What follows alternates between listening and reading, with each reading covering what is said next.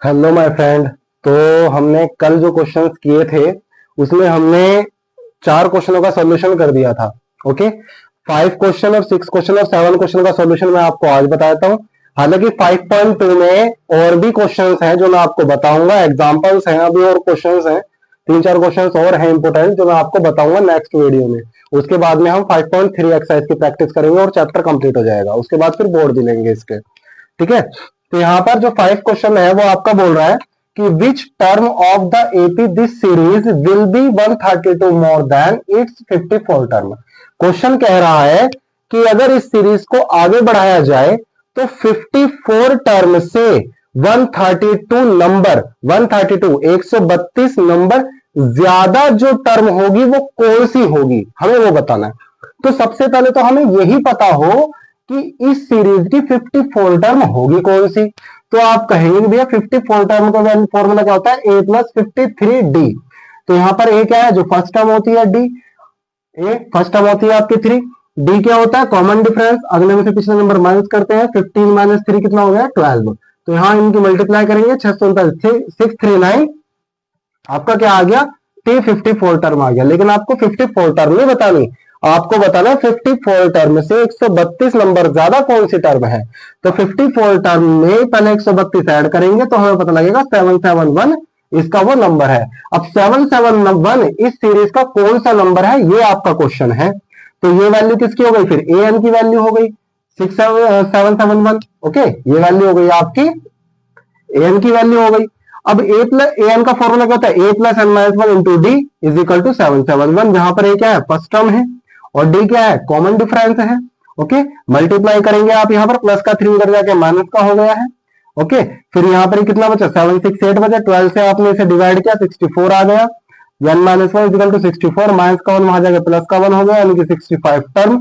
यानी कि अगर 54 टर्म में 132 ज्यादा ऐड करेंगे हम तो जो टर्म आएगी वो इसकी 65 टर्म होगी। यही आपका करेक्ट आंसर था। ओके, समझ में क्वेश्चन आ गया होगा। चलिए आगे चलेंगे। अब अगला देखिए, आगे क्वेश्चन क्या कह रहा है आपसे,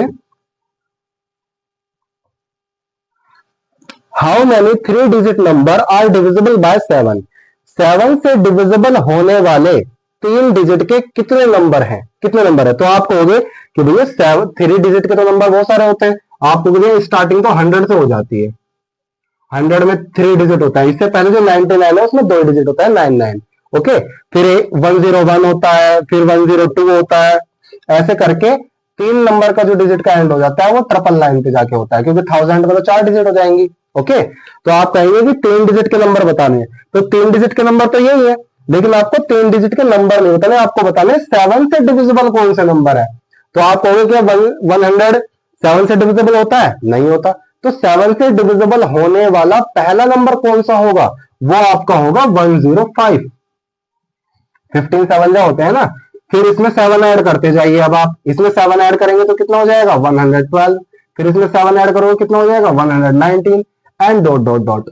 अब लास्ट का नंबर कौन सा होगा जो 7 से कटता है, तो 7 से पहले से डिवाइड कर लो लास्ट के नंबर को, आप इसी को डिवाइड कर लो 7 से, है नी।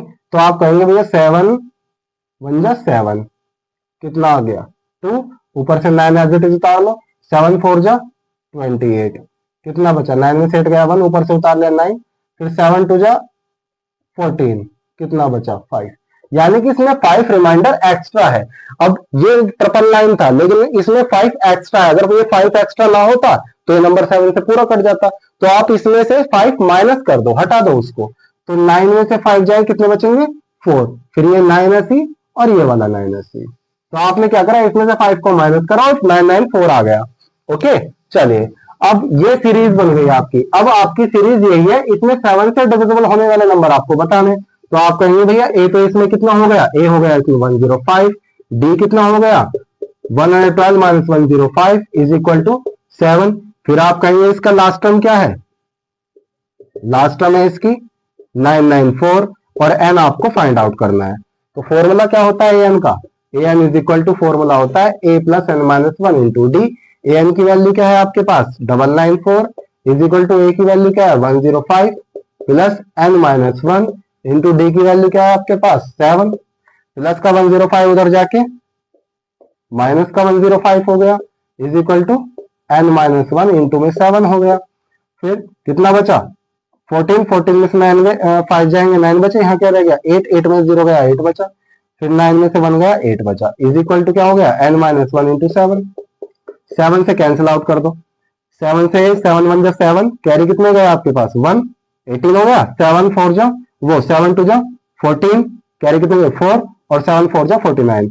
तो n-1 की वैल्यू कितनी आ गई आपके पास 124, माइनस का 1 वहां जाके क्या हो गया आपके पास प्लस का 1 हो गया, n की वैल्यू क्या हो गई 125, यानी कि 125 टोटल टर्म्स ऐसी हैं जो 7 से डिविजिबल होंगे 3 डिजिट की, कि 3 डिजिट के कितने नंबर हैं ये जो 7 से कटते हैं, तो 3 डिजिट के 125 नंबर ऐसे हैं जो 7 से डिविजिबल होते हैं। ओके, सॉल्यूशन समझ में आ गया आपको ठीक से? ठीक है, ये कहां से आया है, ये 199 में से 5 हमने माइनस कर दिया है, तब ये 99 4 आया है। ओके, चलिए